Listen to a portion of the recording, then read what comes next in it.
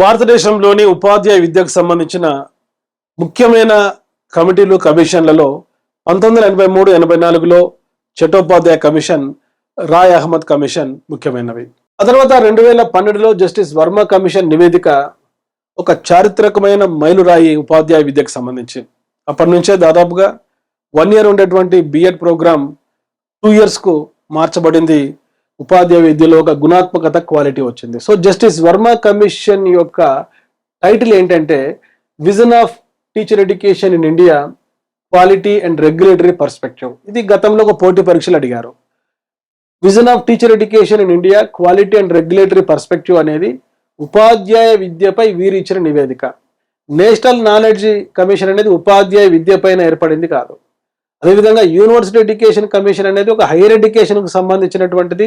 Radhakrishnan commission ఇచ్చినటువంటి నివేదిక. Justice Ahmadi committee నివేదిక కూడా ఈ ఉపాధ్యాయ విద్యకు మాత్రమే ప్రత్యేకంగా సంబంధించింది కాదు. కనుక ఈ మూడింటిని ఎలిమినేట్ చేసుకుంటే ఆన్సర్ అనేది జస్టిస్ వర్మ కమిషన్ 2012 వారు ఇచ్చినటువంటి నివేదిక vision of teacher education in India, quality and regulatory perspective. దీని ద్వారా ఉపాధ్యాయ విద్యలో అనేక సంస్కరణలు చోటు చేసుకున్నాయి. డియర్ స్టూడెంట్స్, ఇటువంటి కంటెంట్తో కూడుకున్న కాన్సెప్ట్స్ కోసం వెంటనే సబ్స్క్రైబ్ చేసుకుని డాక్టర్ మోజెస్ ఎమిలీ అకాడమీ అనే మా యూట్యూబ్ ఛానల్, ఈ వీడియో లైక్ చేయండి, మీ ఫ్రెండ్స్కు షేర్ చేయండి. అదేవిధంగా డాక్టర్ మోజెస్ ఎమిలీ అకాడమీ అనేటువంటి మా ఫేస్బుక్, ఇన్స్టా మీరు ఫాలో అవ్వడానికి ట్రై చేయండి. మరిన్ని కంటెంట్తో కూడుకున్న వీడియోస్ కోసం ఎమిలీ అకాడమీ అనే మా మొబైల్ యాప్ కూడా మీరు ఇన్స్టాల్ చేసుకోండి. I wish you all the best. Yours doctor Moses, Emily academy, Hyderabad. Play స్టోర్లో ఎమిలీ అకాడమీ అని టైప్ చేసి నేడే యాప్ డౌన్లోడ్ చేసుకోండి.